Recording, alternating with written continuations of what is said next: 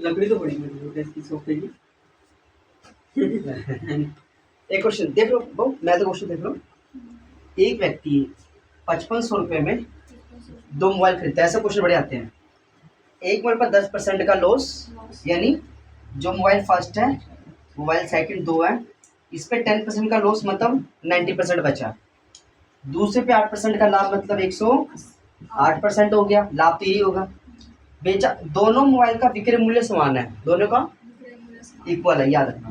ठीक है, तो कहता है दोनों मोबाइल का क्रय मूल्य हमको बताना है, क्रय मूल्य। अब इसको ध्यान से सुनना। सबसे पहले 18×5 = 90, 18×6 = 108। ये तो आपका सेलिंग प्राइस है, 5 और 6। एक छोटा सा काम करो, हमें निकालना है कॉस्ट। क्या निकालना है? कर दो क्रॉस मल्टीप्लाई। क्या कर दो? ये 6 आ गया और ये आपका 5 आ गया। ये आ गया सीपी। क्या आ गया? सीपी आ गया, छोटा सा। अब इनका टोटल करेंगे, आएगा 11। क्या आएगा? 11x मान लो, क्योंकि हमें क्रय मूल्य निकाला, उसको मैक्स मान लिया, 11x मान लिया। अब ये बोलता है दोनों का 5500 रुपये। क्या है दोनों का? हमें तो पर यूनिट निकालना है ना, तो यहाँ पर 11 जाएगा, 11×5 = 55, यानी आपके पास आ गया 500 रुपये। एक्स का मूल्य क्या आ गया? हाँ। अब आपको करना क्या, इसी 500 को पहले कर दो 6 से गुना और फिर कर दो 5 से गुना, तो आएगा 3000 और ये आएगा 2500। तो आपका पहला मोबाइल 3000 का, दूसरा मोबाइल आपका 2500 का। तो आपको ऑप्शन ये दिया है 3000 और 2500, ये वाला बिल्कुल ठीक हो जाएगा। आप समझ जाते।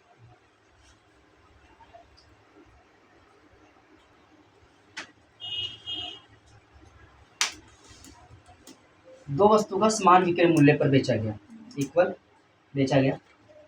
कहता है एक को 25% का लाभ, मतलब 25% आपके पास होता है 1/4। कितना होता है? ये भी पता, नीचे वाला क्रय मूल्य, ऊपर वाला लाभ या हानि। ऊपर वाला लाभ या हानि हो सकता है। दूसरा आपके पास क्या है? 20% हानि। क्या है? यानी 1/5। ठीक है, ये आपका दूसरा सीपी। नीचे आपका होगा सीपी और ऊपर वाला क्या है? लाभ या हानि, कुछ भी हो सकता है। अब यहाँ ध्यान से देखना, पहले में तो लाभ हुआ है, मतलब ये लाभ है, यानी 4 का सामान आपने 5 में बेचा होगा। ये सीपी और ये आपका एसपी। कोई दिक्कत यहाँ तक नहीं है। अब दूसरा समझो, ये क्या आपके पास 5 का सामान, दूसरा हानि है, तो एक गया 4। 5 का सामान आपने 4 में बेचा, ये आपका नुकसान है। ये क्या आपका नुकसान है इसमें।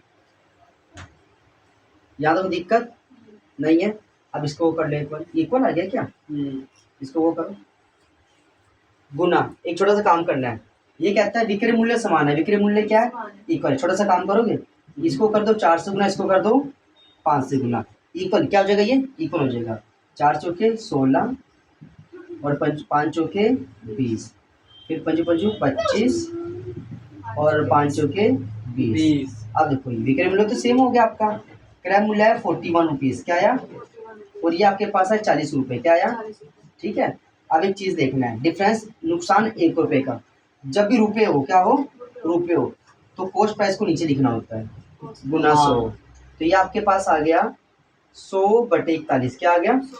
इसको कटिंग कर दो, तो आपके पास आएगा 2 सही 18/41%। क्या आएगा? 2 सही 18/41%। ठीक लिखा।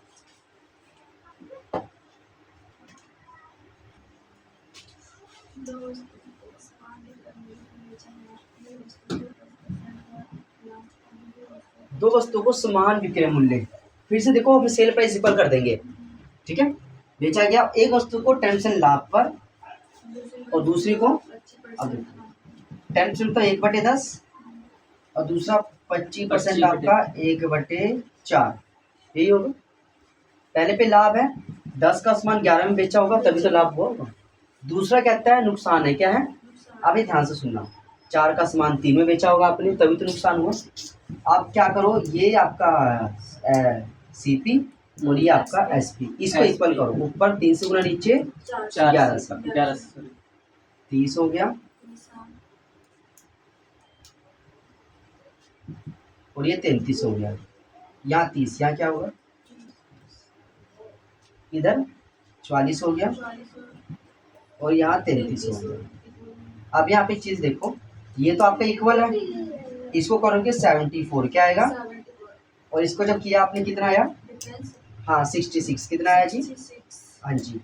अब इसको आप माइनस कर दो। क्या कर दो? तो आपके पास आएगा 8। क्या आएगा? लॉस तो 8 का हुआ है ना, ₹74 का सामान 66 बेचा आपने, तो लॉस तो 8 को बटे में क्रय मूल्य बटे में 74 गुना 100 क्या कर दो, तो ये आपके पास आ गया 800 बटे में 74। कटिंग करोगे आपके पास आएगा 10.8% का नुकसान, क्या आएगा, 10.8%। ठीक है।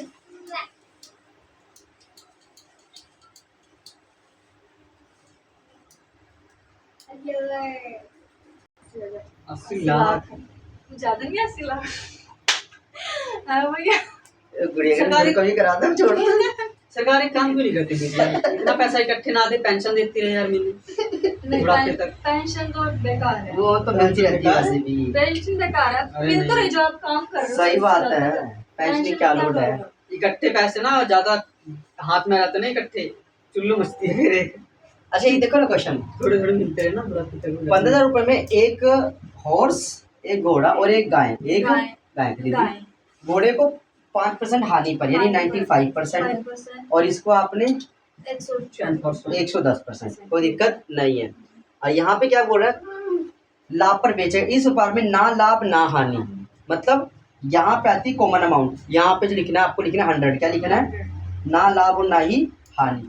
इसको माइनस करोगे यहाँ 10 आएगा, इसको इससे करोगे यहाँ पे आएगा 5, 5 एकम 5, 5 दूनी 10। ये आपके पास है क्रय मूल्य, क्या आया, ये CPI क्या है ये, हाँ। अब छोटा सा यहाँ पे क्या रहा था, कितना था अमाउंट, 15,000 क्या था, 2 और 1 3, तो यहाँ पे लिखो 15,000 बटे में 3 गुना 2, हॉर्स का पूछा है ना, घोड़े का क्रय मूल्य, हाँ। गुना 2, 3 पंजे 15, 5 दूनी 10, तो आपके पास आ गया 10,000। कितना क्रय मूल्य आया, ये इसका आंसर है।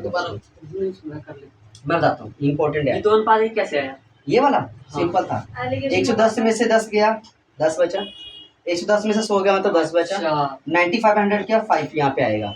इसको माइनस प्लस को हम इग्नोर करके चलते हैं, 5 एकम 5, 5 दूनी 10, 2:1 रेशो आ ये गया ना आपके जड़ पास। हमने अपने आप से मानना है। हाँ, बीच में तो आपको कॉमन रखनी पड़ती है बाबू, औसत यहाँ पे क्या रखते हैं हमेशा, एवरेज रखते हैं। तो वैसे था तो 100, क्या था ये 100 ही था ना, लॉस था तो कैसे हमने वो कर लिया। कुछ और भी तो लिख सकते हैं।